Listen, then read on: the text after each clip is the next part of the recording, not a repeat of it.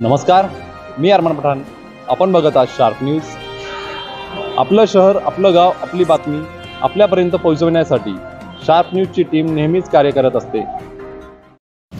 नक्कीच मी दुर्गवीर शिवसमर्पण प्रतिष्ठानचा एक मावळा म्हणून या ठिकाणी आहे. मराठा महासंघाचा पदाधिकारी म्हणून या ठिकाणी आहे. या ठिकाणी प्रहार संघटना, संभाजी ब्रिगेड, मराठा सेवा संघ, मराठा महासंघ, सर्व राजकीय पक्ष आणि सर्वच सामाजिक संघटना आणि राजकीय पक्ष यांच्या वतीने आयोजित आजचा हा निषेधाचा आणि निवेदनासाठी जमलेल्या सर्व माझ्या मराठा बांधवांना मी या ठिकाणी एकच विनंती करतो की ज्या ठिकाणी आम्ही जेव्हा गड किल्ल्यांना भेटी द्यायला जातो, 350-400 वर्षापूर्वीचे गड किल्ले ज्यांनी अनेक आघात सोसून आजही ते गड किल्ले जागेवर शाबूत आहेत आणि आत्ताच 8 महिन्यापूर्वी बांधलेला छत्रपती शिवाजी महाराजांचा एक स्मारक या ठिकाणी कुठल्याही पद्धतीने 8 महिन्याच्या आत या ठिकाणी हवेचा आणि खास करून देवेंद्र फडणवीस सारख्या माणसाने जी मिलिटरी आपलं देशाचं संरक्षण करते, आपले पाप झाकण्यासाठी त्याने स्वतःचा आरोप मिलिटरीवर टाकण्याचा केविलवाणा प्रयत्न केला, तो देखील या ठिकाणी निंदनीय आहे. दुसरी गोष्ट एकच सांगेल की नारायण राणे असतील, त्यांचे सुपुत्र असतील, यांनी देखील त्या ठिकाणी जाऊन छत्रपती शिवरायांचा विचारांचा वारसा न जपता तिथे राजकारण करण्याचा प्रयत्न केला, ते देखील या ठिकाणी निंदनीय आहे. आम्ही सकल मराठा समाजाच्या वतीने, आपल्या सर्वांच्या वतीने या ठिकाणी ज्या नीच प्रवृत्ती या ठिकाणी पुढे येत आहेत त्यांचा या ठिकाणी जाहीर निषेध. मालेगाव तालुक्यात आणि महाराष्ट्रात छत्रपतींचे जे काही विचारांचे राजकारण करणारे लोक आहेत, या सर्वांच्या सन्मानाला या घटनेने ठेच पोहोचली आहे.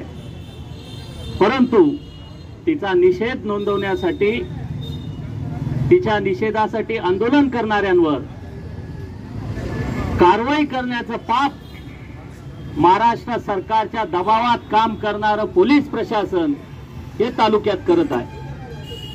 वराण्याचे आमचे मित्र इंजिनियर प्रशांत पवार परवाच यांनी या संदर्भात छत्रपतींच्या अवमानाच्या बाबतचं निवेदन याच कार्यालयात दिलं होतं.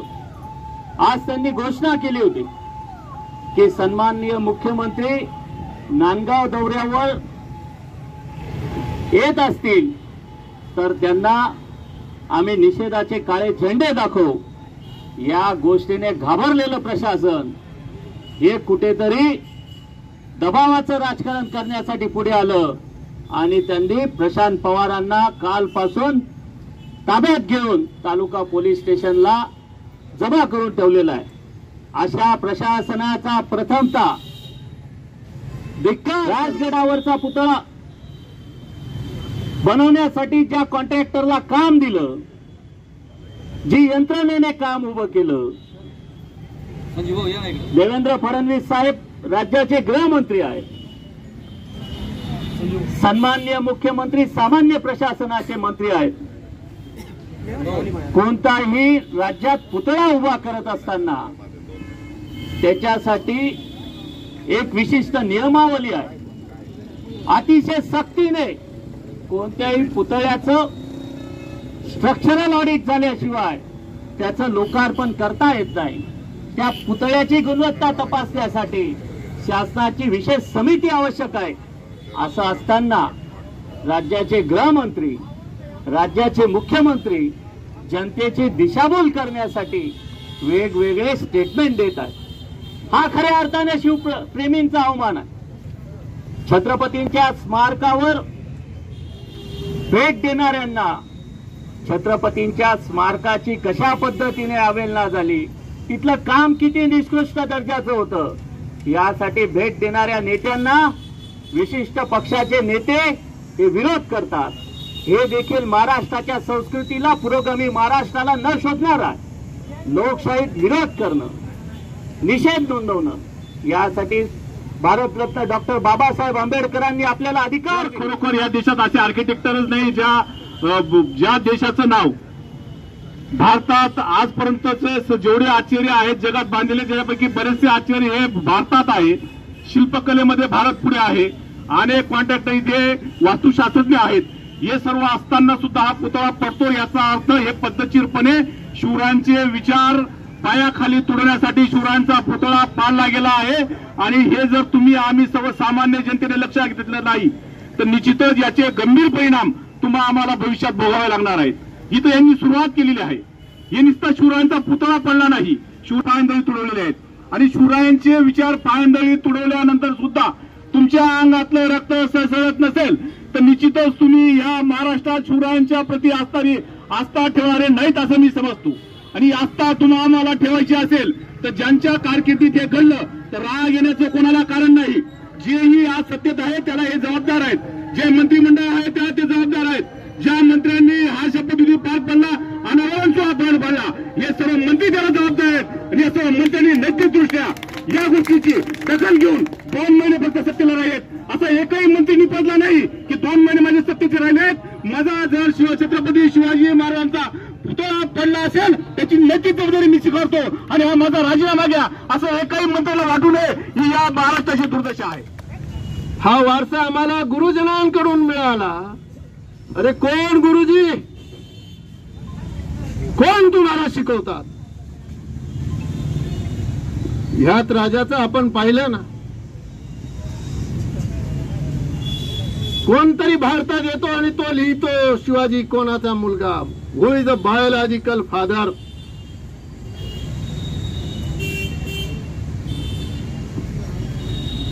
ही राजाचे गुरु कोण? आणि तलवारीने पराक्रमाने मिळवलेलं राज्य झोळीत हे सातत्याने तुमच्या आमच्या मनावरती कोरण्याचं पाप जे लोक सातत्याने या ठिकाणी करतात त्यांनी सगळ्यांनी मिळून त्या राजाचा पुतळा उभा असलेला पुतळा उभारता ढासळता या ठिकाणी केला. आणि जगापुढे या महाराष्ट्राला शर्मिंदा व्हावं लागलं. राज्याचे मुख्यमंत्री आणि त्यांचं सचिवालय हे ज्या वेळेला ही पुतळा तयार केला जात होता त्यावेळेला ते कुठलं साहित्य वाचत होते?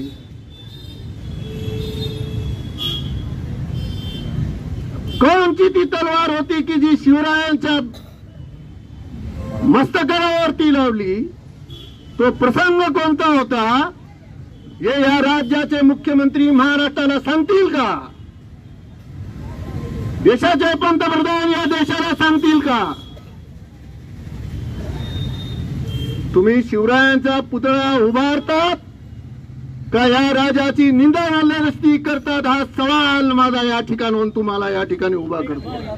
छत्रपती शिवाजी महाराज यांचा पुतळा पाडण्याचं जे पाप या महाराष्ट्रामध्ये झालंय त्याचा मी जाहीरपणाने निषेध करतो.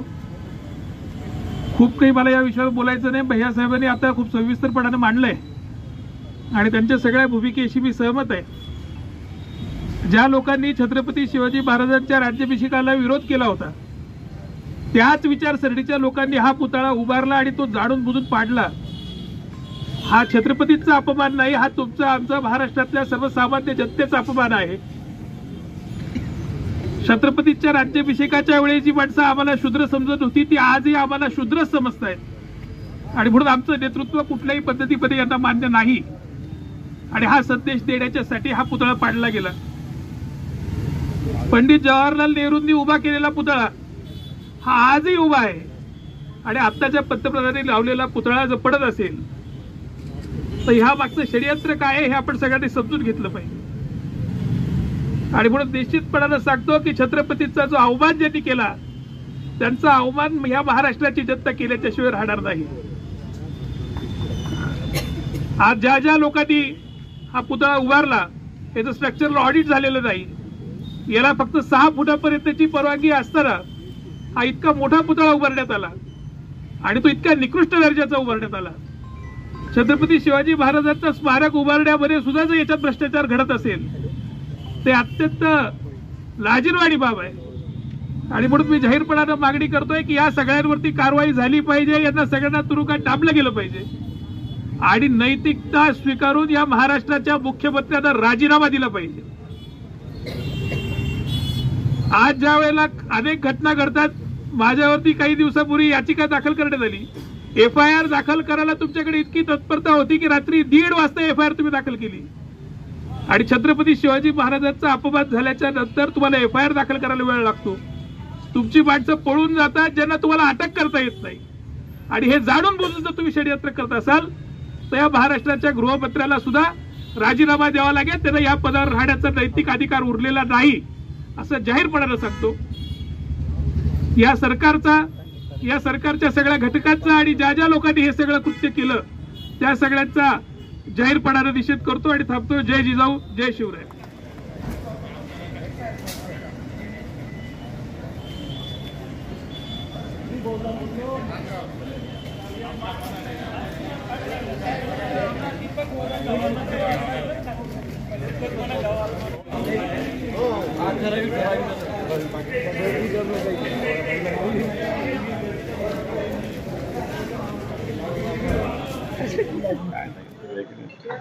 बोला छत्रपती शिवाजी महाराज की जय. जय जिजाऊ.